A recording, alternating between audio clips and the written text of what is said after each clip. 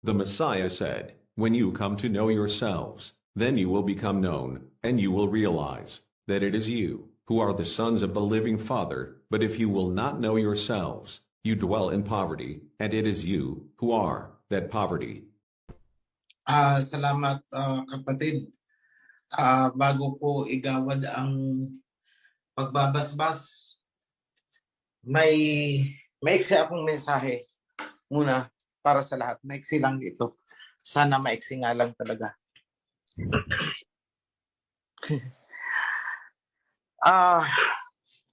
Just a few days ago, may natagpas akong tatlong tao sa isang chapter. Hindi ko na pangalanan kung saan chapter ito. For one reason,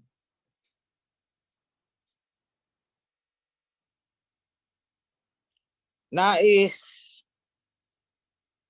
pabagsakin ang pagbangon ng kingdom sa pamamagitan ng pagsira sa akin.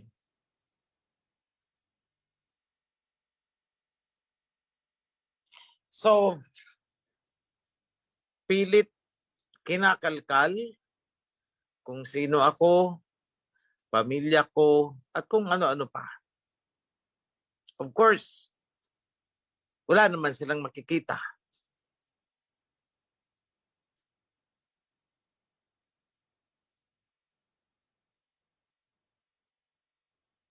So kung meron pang mga natitira sa inyo dyan na nauudyukan o nasisway yung pag-iisip, nais kong ipaabot ito sa inyong katanungan. Ano ang mahihita nyo kung pababagsakin nyo ako o kaya ang kingdom? May mapapala ba kayo? Madadagdagan ba ang buhay ninyo pag napabagsak ninyo ako? Aasenso ba kayo pag napabagsak nyo ako? Pagpapalain ba kayo pag napabagsak ninyo ako?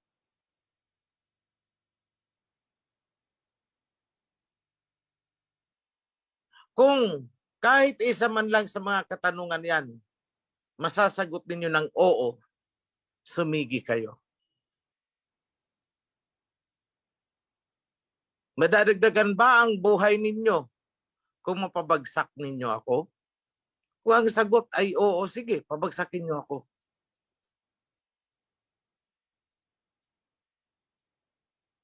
Aasenso ba kayo kung mapabagsak ninyo ako? Kung ang kasagutan ay oo, sige, pabagsakin nyo ako.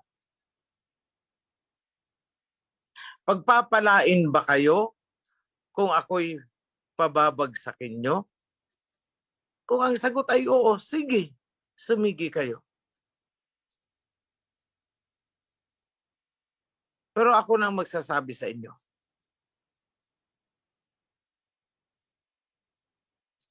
The opposite will happen to you kapag ginawa ninyo yan. Sasabihin nyo, kasi hindi ka nagpapakilala. May tamang panahon para makilala ninyo ako. Dahil magiging bukas na aklat ang buhay ko sa buong mundo, hintayin nyo sa tamang panahon. Because as early as now, naghahanap na ako ng biographer na magpapublish ng buhay ko. Sige, gawin nating telenovela kung yan ang gusto nyo. Walang problema sa akin yan.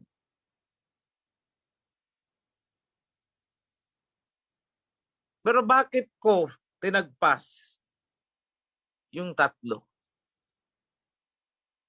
Sapagkat masama ang binabalak nila sa likod ng pagkakalkal kung sino ako. Okay lang kung maganda ang adhikain eh. Ang hangad nila ay pabagsakin ako upang mailuklok nila kung sino ang gusto nila. Of course, that will not happen. Hindi po yan mangyayari. Bakit? Because in the spiritual sense, according to the covenant,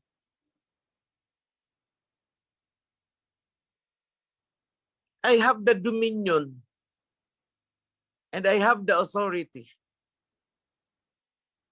Hindi pa man na itatayo ang kingdom. That is for one thing sure. On the legal sense, kung pag-uusapan natin ang batas, I legally own the organization. Ito ay isang parang bahay na itinayo ko. Shame on these people. Sa Tagalog, ang kapal ng mukha ng mga taong ito, walang hiya.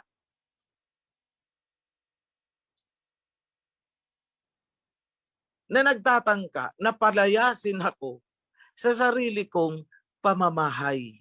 Yan po ang kalagayan. Nagtayo ako ng pamamahay, itinayo ko ang organisasyon sa pamamagitan ng covenant. Tapos ako ang gusto nilang palayasin. Walang pinagkaiba sa panahon ni Moses. Anong gusto nilang mangyari noon? Di ba patalsikin si Moses? Pabagsakin si Moses?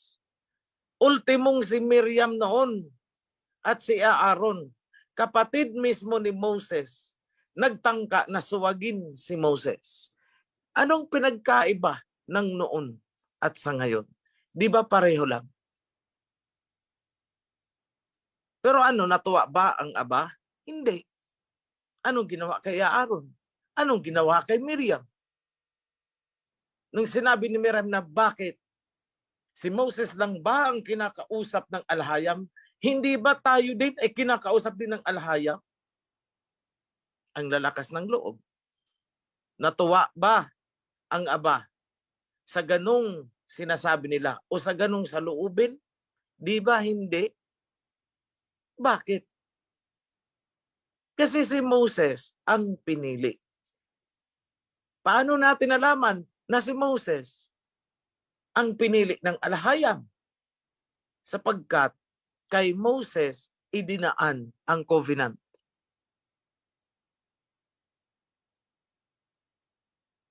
Kahit gaano pa kasama ni Moses noon, nakapatay ng tao, di ba? Pumatay ng tao si Moses. Siya ay namuhay bilang Egyptian, lumuhod sa mga Diyos-Diyusan sa Ehipto. Dahil lumaki siya sa palasyo na hindi niya alam na siya pala ay isang Israelita. Di ba? Napakasama ni Moses. Kung sasabihin ko, mas masama ang pinagdaanan ni Moses kaysa sa pinagdaanan ko. Wala akong pinatay na tao. Si Moses, may pinatay na tao. May kinitil na buhay. Ako wala. Pero, hindi ko hinuhusgahan si Moses. It could be part of the process. Hindi ko sinasabing siya ay makasalanan. Ang sinasabi ko lang ay nagkasala siya minsan. Regardless of the purpose, ipinagtanggol niya ang isang Hebrew pero siya ay pumatay. May inutang siyang buhay. In the same manner, na kahit mismo si King David, maraming kinitil na buhay. Kaya ano ang sabi sa kanya ng Aba Yahweh? Hindi ikaw ang magtatayo ng templo sapagkat ang kamay mo ay marumi. madugo ang kamay mo.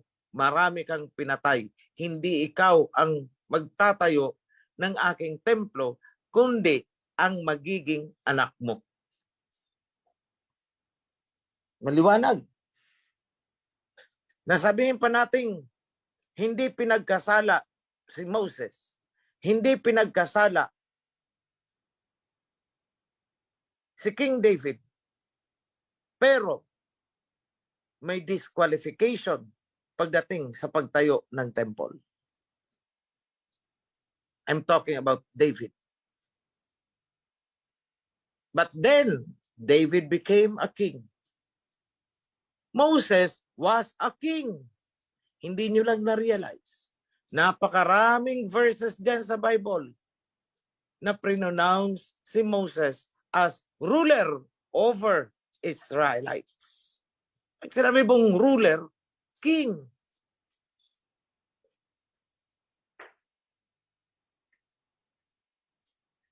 So ngayon, going back to the present, kung si Moses, pinaniniwalaan natin na siya nga ang pinili sapagkat pinatunayan ng mga pangyayari na ilabas niya sa Egypt, na itawid sa Red Sea, and higit sa lahat, kay Moses idinaan ang covenant. Kaya ngayon sinasabi natin na si Moses ang pinili ng panahon na yon. Ito ang tanong ko sa inyo ngayon. Sino ang muling bumuhay sa covenant sa panahon natin? Sino ang muling nag-revive ng priesthood na hindi akalain na katuparan pala ng sinasabi ni Prophet Malakay? Sino ang nagpasimuno na magtayo ng temple na sinabi din pala ni Prophet Malakay sa chapter 3 at sinabi din sa Book of Revelation na may templo? Sino? Hindi ako nagbubuhat ng bangko. Dahil hindi ko rin naman yan ginusto eh. Kung paanong tumatanggi si Moses noon, ganun din ang pagtanggi na ginawa ko sa kapanahunan natin ngayon. Dahil takot ako sa responsibility.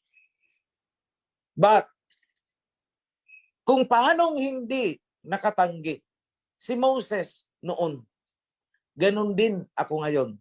Hindi ako makatanggi. That is reality. Walang halong pagyayabang. Walang halong self-glorification.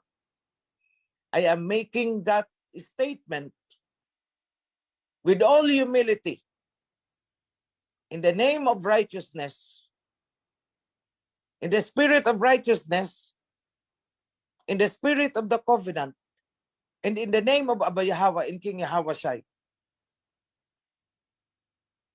I make that statement.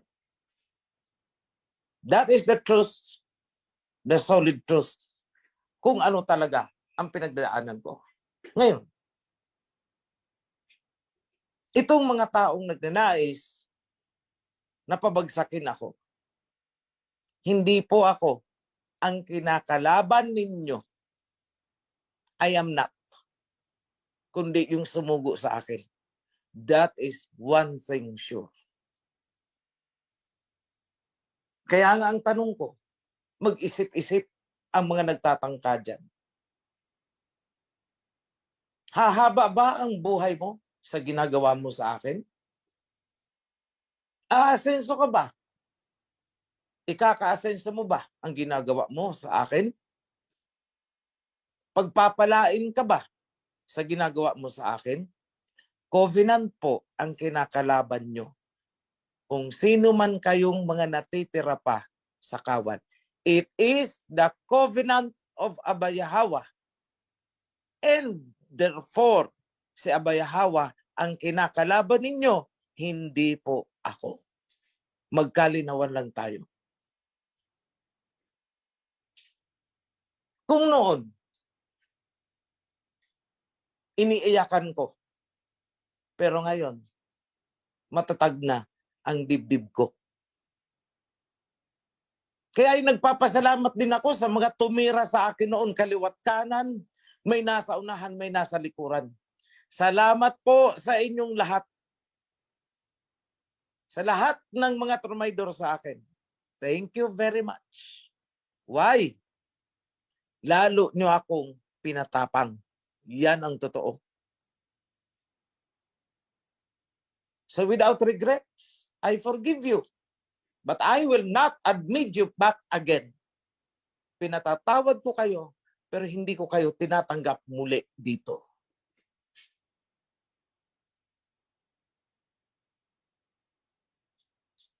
Magkaiba po yan. Ngayon,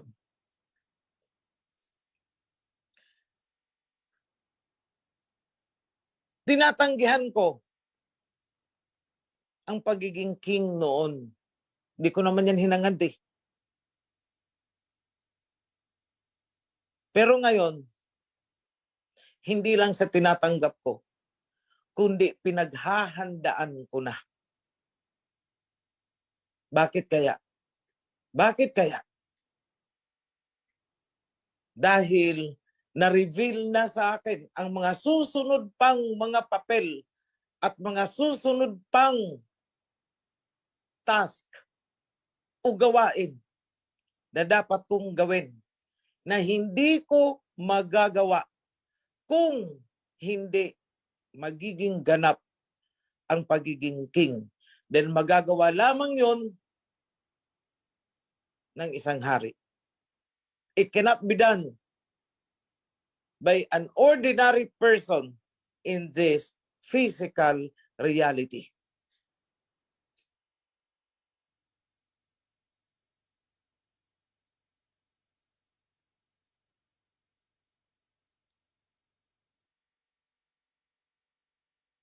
Kailangang matupad kung ano ang naitakda. Dahil pag hindi babangon ang kingdom. Hindi babangon, hindi matatapos ang temple. At ibig sabihin, hindi matutuloy ang naisulat na muling pagbabalik ng King Yahawashi kasi wala siyang babalikan. Walang preparasyon na nangyari. At yan ay isa sa isang pagkakamali, napakalaking pagkakamali nating lahat kapag nangyari yan. And we have to wait for maybe another 1,000 of years.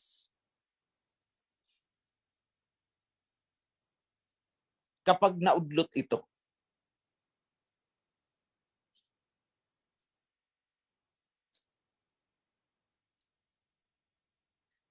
Sa international level, makikita nyo. Just like the walls of Jericho, unti-unting bumabagsak ang Babylon. Ngayon pa lang, naninikluhod na sila sa mga Shemites. Nilulunok na nila ang kanilang mga salita. Look, halos manikluhod si Biden sa United Arab Emirates. At ngayon, kumakatok siya sa China. Maninikluhod din yan. See? Babylon the Great is now starting to fall. Politically, financially, and militarily.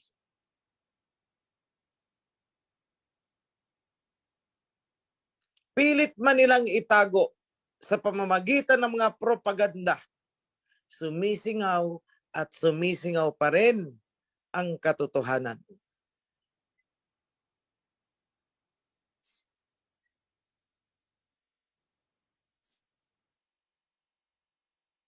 Ginawa nila ng paraan na matupad sa Russia ang nasusulat sa Book of Revelation. Na hindi ka makakabenta, hindi ka makakabili kung hindi mo tatanggapin ang kapangyarihan ng Europe. The mark of the beast, the dragon with 7 heads. Di ba? Pero ano nangyayari ngayon? Tinatad nila ng sanction. Hindi ka pwedeng magbenta ng iyong mga produkto. Hindi ka pwedeng magbenta ng iyong oil. Hindi ka pwedeng magbenta ng iyong gas. At hindi ka pwedeng bumili ng ganito. Hindi ka pwedeng bumili ng ganun. Yan ang ipinataw nila sa Russia. Fulfillment of the Book of Revelation. Kailangan mo, Russia, manikluhod sa kapangyarihan ng dragon. That is Europe. Pero ano? Nagpabaya ba si Abayahawa? Hindi. Ano ang latest news ng IMF? The economy of Russia performed even better than expected. Kung kailan nila sinanksyon ang Russia, lalo namang umangat ang ekonomiya.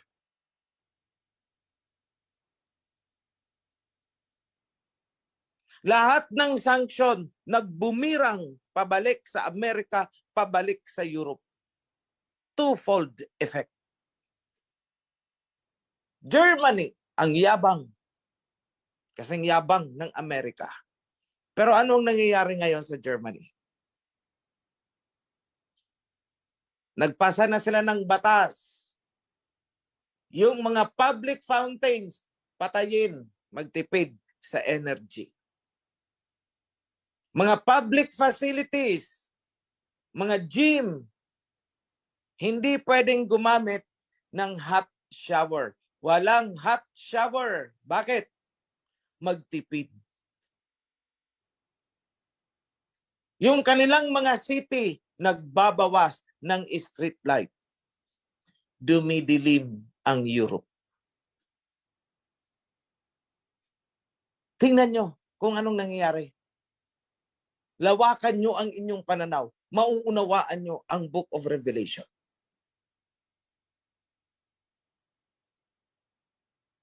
Ganyan po ang senaryo sa Europe ngayon.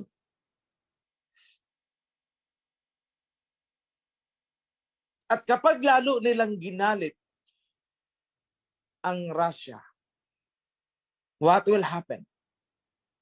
Maraming mamamatay pagdating ng winter. Diyan sa mga bansang Europa na nakasalalay sa Russia para sa kanilang mga gas. Magiging frozen sila pagdating ng winter. And it's barely a few months, a couple of months or two. Hindi ba't natutupad ang Book of Revelation?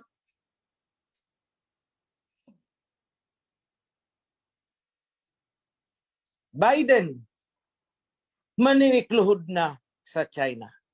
Hindi ba't natutupad ang Book of Revelation?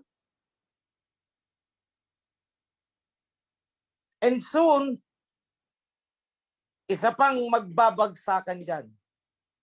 Pag lumabas ang Torah and Covenants, mga religion, mga sekta na nagmumula at ipinundar, ikinalat mula sa Babylon. You name it. Tingnan nyo ang mga sekta-sekta dyan. Nasaan ang mga founder niyan? Nasaan ang mga pinagmulan niyan?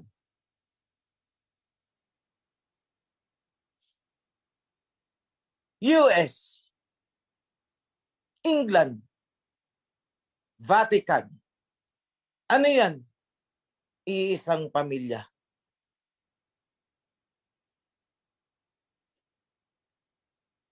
The heads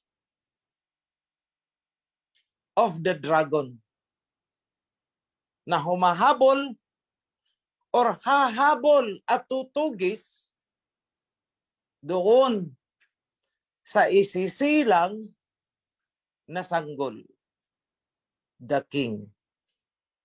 As in the time of Herod, kung paanong gustong patayin ang Messiah, that will be their goal after the coronation.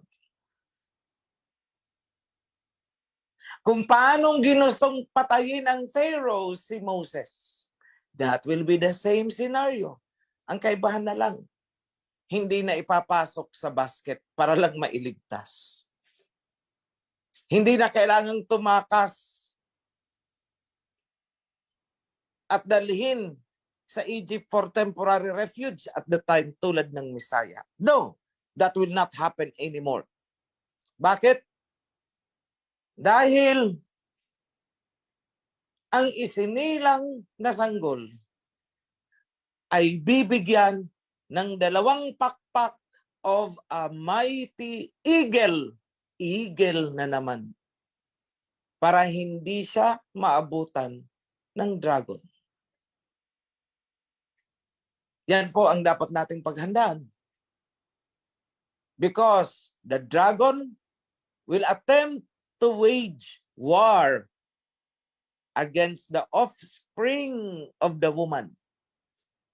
Tutugisin, gigipitin, propaganda. Lahat yan gagawin nila. On the political sense, on the social sense, and on the financial sense, tatangkain nilang pabagsakin ang kingdom. But that will again never happen. Why? Nandyan ang 2 witnesses. They already know na existing tayo. They know. I am sure, 101% alam na nila na existing na tayo. That I tell you. And I made sure na malaman nila. Ginawa ko na yan. I made sure.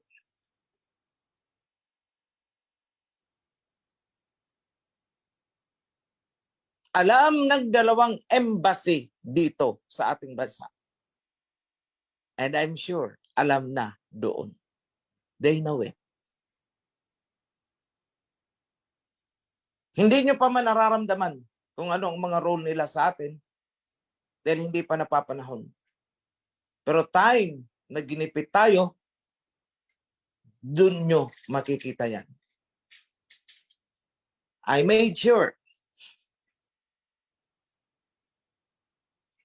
na malaman nila that we are now existing. That's why I need the crown. Hindi ko muna sa inyo i-detalye why I need it. Not for myself, not for my glory, not to my popularity, but for the kingdom. And all of you are citizens of the kingdom. Remember that, mga kapatid. Lahat kayo ay citizen of the kingdom. With that, pinapaabot ko sa inyo ang pagpapala sa inyong mga mahal sa buhay. Sa inyong lahat, mula sa Prime Minister, down to the elders, to the BOE, to all the committees, the priesthood, the Joshua, all ministries, Mga volunteers, I pronounce healing. I pronounce good health. I pronounce peace of mind. I pronounce prosperity. Let it be yours and be for us. In the name of our Almighty Abba Yahweh and King Yahweh Shai. Hallelujah. Be blessed, mga kapatid. Shalom. Happy Sabbath.